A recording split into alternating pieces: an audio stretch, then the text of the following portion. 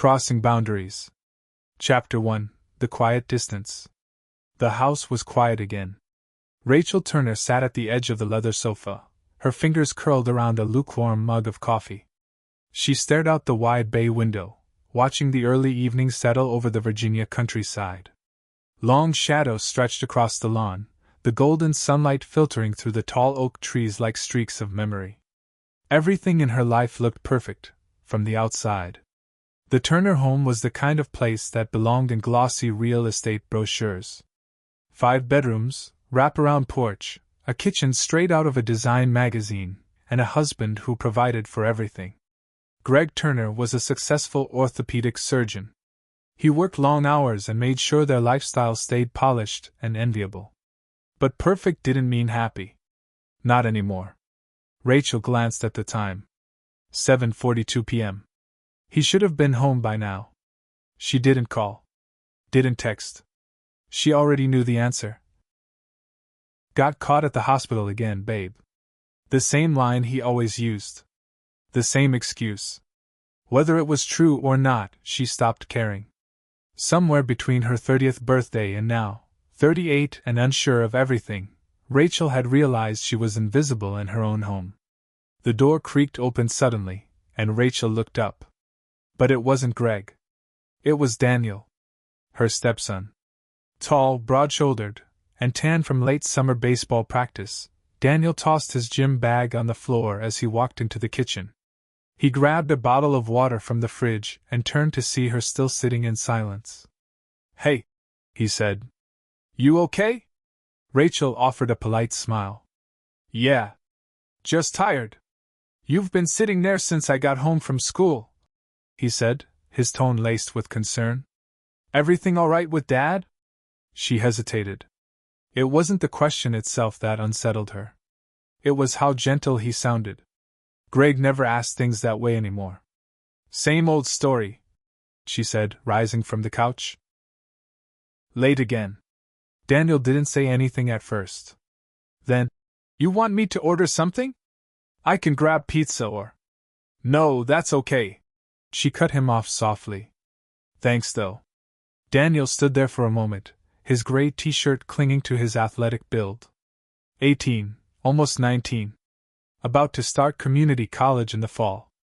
It had been nearly 6 years since Rachel married Greg, but Daniel had always been kind to her, not the cold stepchild horror story people warned her about. She remembered the first time she met him. He was just 12. Quiet. Guarded. Still grieving his mother's death. And now here he was, nearly a man, treating her with more tenderness than his father did. Rachel turned toward the kitchen, suddenly self-conscious. "Do you need anything else?" Daniel asked. She shook her head. "No. You've been helpful enough." But even as she walked into the kitchen, she felt it. His eyes lingered. And for the first time in months, something in her chest stirred. Something dangerous. Chapter 2. Unspoken Things. Later that night, Rachel stood in the bathroom brushing her hair, the faint sound of the television humming from the living room downstairs. She glanced at the mirror. The woman looking back at her seemed unfamiliar. Tired eyes, slightly faded lipstick, strands of brown hair dull under the overhead light. She used to love getting dressed up for Greg. Now she couldn't remember the last time he noticed. She hadn't even bothered to change out of her dress from earlier that day, simple, soft blue cotton that hugged her figure just enough. Greg used to say blue made her look like spring. These days, he barely looked at her at all. A soft knock on the bathroom door pulled her from her thoughts. "Yeah?" she said, opening it slightly. Daniel stood in the hallway, wearing a black hoodie and sweatpants. He was barefoot, holding a steaming mug of tea. "I made you something," he said.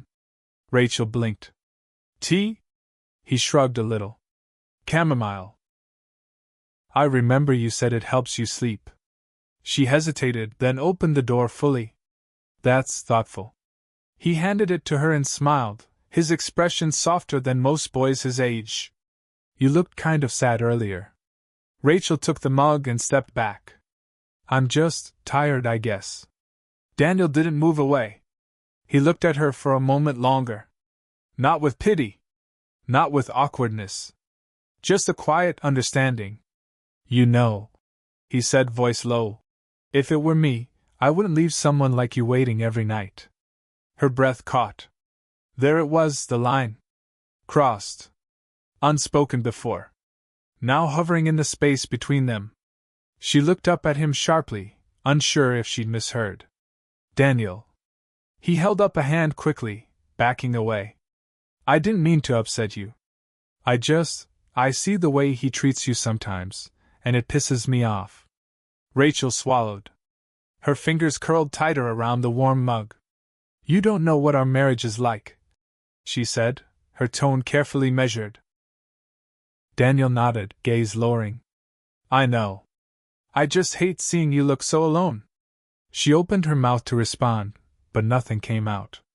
Instead, they stood in silence for a long beat before he gave her a slight nod and turned to walk down the hallway toward his room.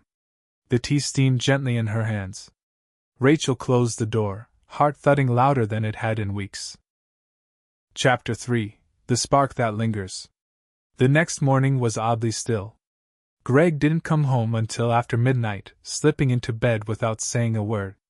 Rachel had pretended to be asleep, though her mind had been spinning. Not from Greg's absence, she was used to that, but from Daniel's voice echoing in her memory. If it were me, I wouldn't leave someone like you waiting every night. Those words weren't easily forgotten.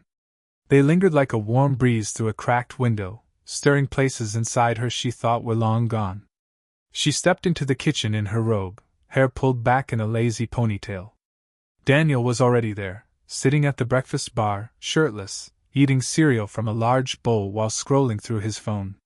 He looked up when she entered. Morning, he said, setting the phone aside. Morning, Rachel replied, reaching for the coffee pot. You're up early. Couldn't sleep. Me either. The silence after that was comfortable, not awkward. She poured herself a cup and sat down a few seats away from him. Daniel studied her for a moment. Did you like the tea? She smiled faintly. I did. Thank you again. His lips twitched upward. You're welcome. Rachel took a sip of her coffee, trying to ignore how aware she was of him. Of the way his arms flexed as he moved the spoon to his mouth.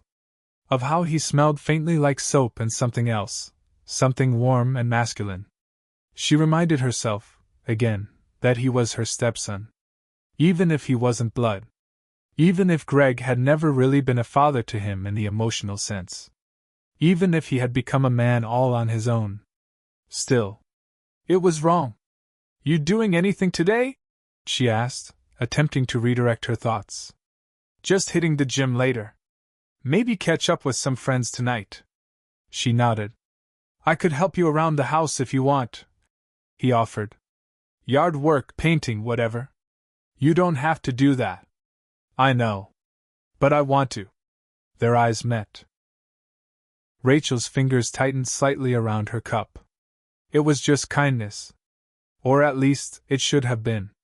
But her body didn't believe that anymore. And neither, she suspected, did his. Chapter 4: Close Proximity. That afternoon, Rachel found herself in the garage, sorting through old storage bins. The place hadn't been organized in years. Greg kept promising to help, but the promises piled up like the cluttered shelves around her, dusty, forgotten, and useless. She wore a tank top and jeans, her hair tied up messily, sweat beginning to gather at the base of her neck. Summer heat filtered through the open side door. She reached up to lift a heavy box when she heard footsteps behind her. Hey, Daniel called. You need help? She turned, startled. Oh, yeah? That'd be great. Without waiting for permission, he stepped beside her, reaching over her head to pull the box down easily. His body was close, too close, and for a split second, Rachel felt her breath catch again. You shouldn't be lifting that stuff by yourself, he said, setting it down. I'm not fragile, Daniel. No, you're just stubborn. She gave him a playful look, the tension breaking just slightly. Takes one to know one. They laughed, a small moment, but it felt good. Real. They worked together for the next hour, sorting, lifting, shifting. The silence between them grew less charged and more natural. Daniel took off his shirt halfway through, wiping sweat from his brow with a rag. Rachel didn't mean to stare, but she did. And when she caught herself, she looked away too fast, knocking over a small pile of photo albums from a shelf. One hit the floor and opened, pages scattering. Daniel knelt to help her. She dropped beside him, brushing dust off one of the pictures. It was from her wedding day. Rachel, younger and full of hope. Greg, stiff but smiling. And in the corner, a much younger Daniel, awkward in a tuxedo, standing alone. He looked at the photo, then at her. "You looked happy back then," he said quietly. She traced the edge of the image with her finger. "I thought I was." Daniel's voice softened. "You deserve to be."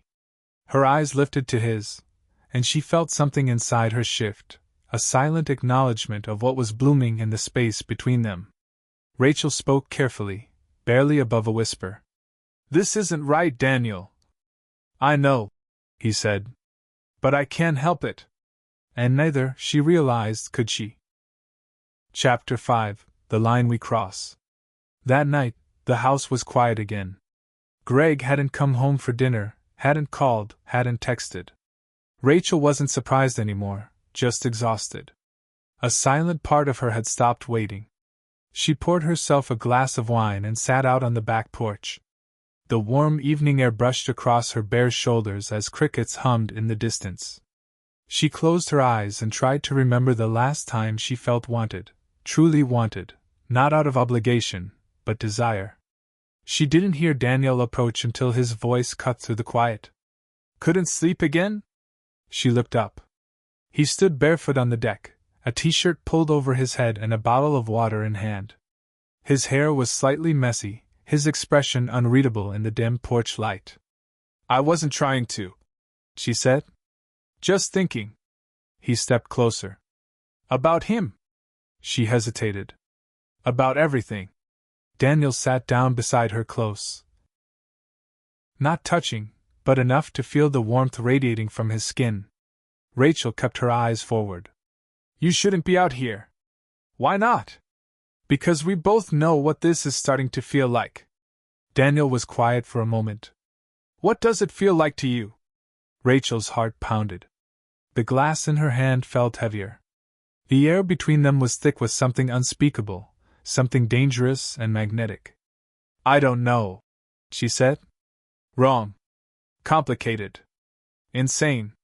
But not fake." She turned toward him. "No. Not fake." He moved a little closer.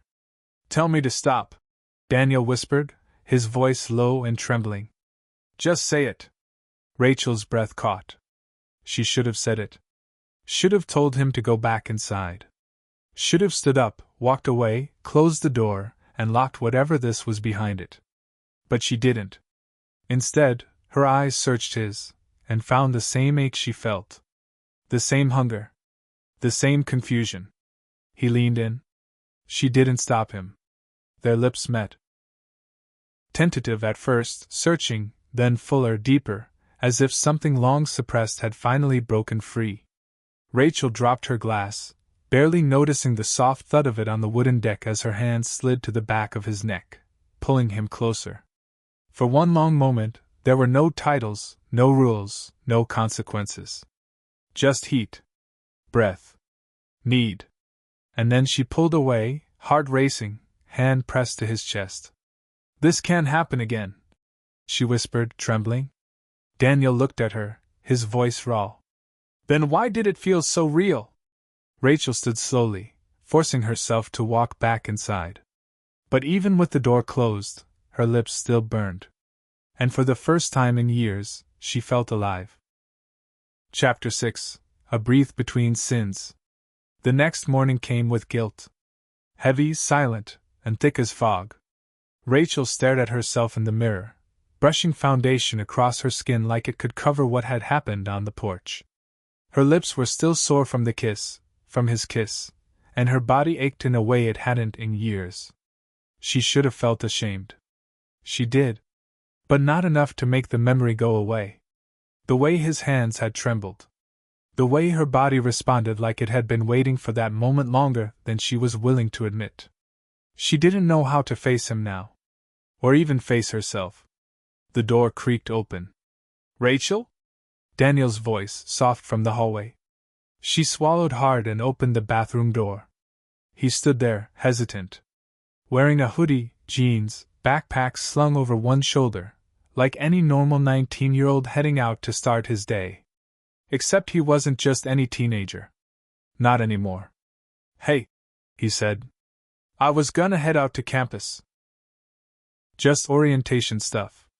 "Okay," Rachel said, her voice quiet. Daniel looked at her, eyes searching. "About last night."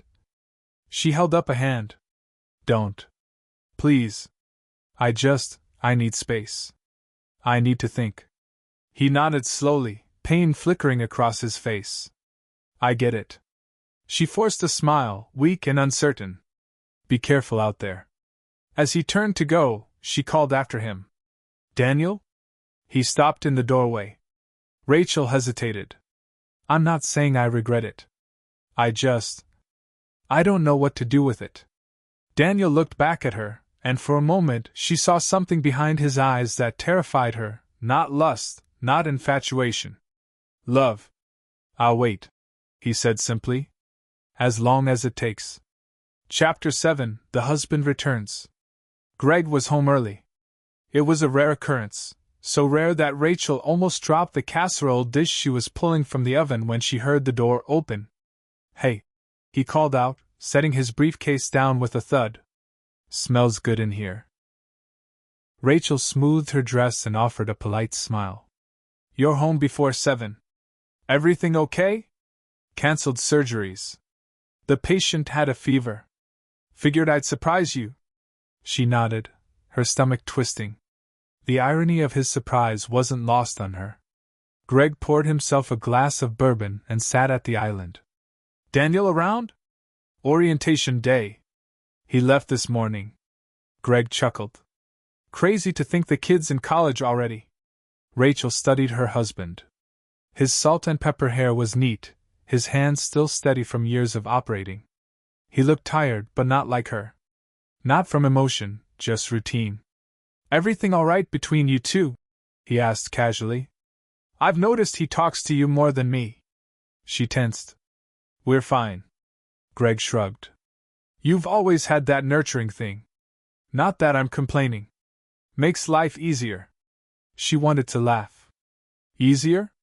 That was all she had become, an accessory to his life. They sat through dinner exchanging pleasantries, Greg talking mostly about work. The conversation was shallow, like standing in a pool that never got deeper than your ankles. After he went to bed, Rachel stood alone in the kitchen. It wasn't that she hated him. She just didn't feel him anymore. They hadn't been a team in years. And now, Daniel was becoming something she hadn't expected, a lifeline. A spark in the cold. Chapter 8: The Space Between Them. The days that followed felt stretched, thin with tension. Rachel avoided being alone with Daniel, not because she didn't want to see him, but because she did. Too much. She filled her time with errands, laundry, vacuuming rooms that didn't need cleaning, cooking meals no one asked for. Greg worked late again. Of course he did. Daniel, however, remained present. He didn't push. Didn't corner her. But his presence lingered like a shadow. A polite smile. A look held too long. A subtle gesture, pulling out her chair, brushing his hand too close to hers. It was nothing anyone else would notice. But Rachel noticed. Every time. Late one night, she stepped outside again, porch lights off, a blanket wrapped around her. The stars above shimmered in the ink-black sky. She needed to clear her head. The sliding door opened behind her. She knew it was him without turning. "You always come out here when you can't sleep," Daniel said softly. Rachel closed her eyes. "You shouldn't be here." "I know. But I had to see you." She turned to face him. He stood a few steps away, hands tucked into the pockets of his hoodie, his hair messy from sleep. He looked younger than usual. Vulnerable. I haven't stopped thinking about it, he continued. That night. Neither have I, she admitted, her voice barely a whisper. Daniel stepped closer. So why are you pretending it didn't happen? Because I'm married, she snapped, instantly regretting the sharpness. He didn't flinch. To a man who doesn't see you. Doesn't know you. Rachel turned away. That doesn't make this right. Daniel moved behind her slowly. What if right and wrong aren't that simple? She felt his breath at her neck. The blanket slipped off her shoulders slightly. Tell me you don't feel this, he whispered. Her eyes fluttered closed. Her body betrayed her again, wanting, aching. But she turned around suddenly, chest heaving. We can't do this again. Daniel looked hurt, but he nodded. Then I'll go. She watched him retreat through the door. And when it slid shut behind him, the cold hit her harder than the night air. Crossing boundaries. Chapter 9. Secrets beneath the surface. Sunday mornings in the Turner house used to mean waffles, orange juice, and lazy conversation. Not anymore. Greg sat at the head of the table, scrolling through emails on his phone, while Rachel quietly cleared dishes. Daniel was silent, sipping coffee, stealing glances at her when Greg wasn't looking. The tension in the room wasn't loud, but it was there, stretched across every look, every movement. So, Greg said suddenly, eyes still on his screen. I was thinking we should go away next weekend. Cabin up in Shenandoah. Just the two of us. Rachel nearly dropped the plate in her hand. Really? Yeah. He looked up. We could use it. Recharge. Talk, maybe. I've been distracted lately. Daniel looked down at his plate. Rachel swallowed. Sure. Sounds nice. Greg grinned, already tapping something into his phone. I'll make the arrangements. When he left the room a few minutes later, Rachel and Daniel were finally alone. He leaned forward, voice low. A weekend with him. Can you even pretend anymore? Rachel looked at him, torn between guilt and raw frustration. Daniel, I can't keep acting like this isn't real, he whispered. I feel you pulling away, and it's killing me. She glanced toward the hallway. You think this is easy for me? Every day I wake up wondering how the hell we got here. His voice dropped even lower. I'm not going to apologize for wanting you. Rachel stepped back like the words burned her skin. You should. I should. Why? Daniel stood now, closing the gap between them. Because it's forbidden? Because people wouldn't understand? Rachel, I understand you. More than he ever has. Her breathing grew shallow. I love you, Daniel said. It was the first time either of them had said it. And she froze. The weight of it. The truth of it. And the impossibility of it. Chapter 10. Breaking Points. The night before their cabin trip, Rachel sat on the edge of the bed, suitcase open but nearly empty. She hadn't packed a single thing. Greg was downstairs watching TV. Laughing at something, maybe texting a colleague, maybe texting someone else. She didn't ask? She hadn't asked in months? The house felt unfamiliar again. Cold. Like she didn't belong in it, or maybe she didn't belong in this life. She heard a soft knock. It wasn't the bedroom door. It was her window. She walked over and pulled it up slowly. Daniel stood on the porch roof, just outside her window, lit by the dim floodlight from below. Her heart raced. What are you doing? Can I come in? She hesitated, then stepped back. He climbed through the window quietly and closed it behind him. I shouldn't be here, he said, looking around the room. But I couldn't let you go away with him without saying something. Daniel. He held up a hand. I know what you're going to say. But just listen. Rachel crossed her arms, trying to keep her emotions in check. I meant it, Daniel said, voice steady. I love you. I don't care how crazy or wrong the world says that is. Rachel's eyes burned. He stepped closer. Do you love me? Her silence was an answer he wasn't ready for. But it wasn't no. It was fear. She looked away. Even if I do, what kind of future could we ever have? Daniel stepped closer until she could feel his warmth, his breath, his presence pressing gently into the barrier she kept trying to rebuild. The kind that's worth fighting for, he said. She looked up into his eyes, young, yes, but full of something real. And for the second time, she didn't stop him when he kissed her. This time, it wasn't tentative. It was full of everything they'd both been holding back. And when they finally broke apart, both breathless and trembling, Rachel whispered, "You need to leave. Now." Daniel stepped back, heart pounding, but nodded. "I'll wait. As long as you need." She watched him climb back through the window into the night, her body still shaking. This time, it wasn't guilt that followed her into sleep. It was longing. And a terrifying kind of hope. Chapter 11. The Cabin Walls. The cabin was too quiet. Tucked away deep in the Shenandoah woods, the place was picturesque. High wooden beams, a fireplace that smelled faintly of ash and pine, a wraparound porch overlooking the valley below. Greg had rented it before years ago, back when things between them had felt new and unbreakable. Now it felt like a trap. Rachel stood at the window, arms wrapped around herself as the wind whispered through the trees. She should have felt grateful. A weekend getaway. Peace. Time to reconnect. But all she could feel was the distance between them, a chasm too wide to cross. Greg walked into the room holding 2 mugs of coffee. "Still can't believe we never made it back up here," he said, handing her one. "Place hasn't changed." She smiled politely, sipped the coffee. "It's nice." He looked at her. Really looked at her for the first time in weeks. "Are you okay?" he asked. "I'm fine. You don't seem fine." She turned toward the fire, unwilling to meet his eyes. "Rachel," he said, voice low. "If something's going on." "There isn't." She cut in too quickly. "Not with me." He set his mug down on the table. "Is this about Daniel?" She froze. "What? You've been weird around him lately.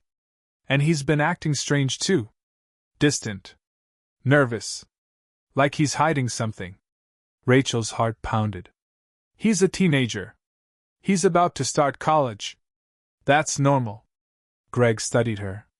And for one terrible second, she thought he knew. "I just want you to be honest with me," he said. "If something's wrong, between us, don't I at least deserve that?" Rachel finally looked at him. "You want honesty?" Greg nodded. "Yes." She swallowed hard. "I don't think I'm in love with you anymore." The words hit the air like a gunshot. Greg stared at her, blinking slowly. "What?" Rachel's voice cracked. "I'm sorry. I've tried, but I don't feel it. Not the way I used to." Greg stood slowly. "So that's it? We come up here, try to fix things, and you just end it?" Tears filled her eyes, but she held them back. "I don't know how to fix something that's been broken for this long." Greg turned away, jaw tight.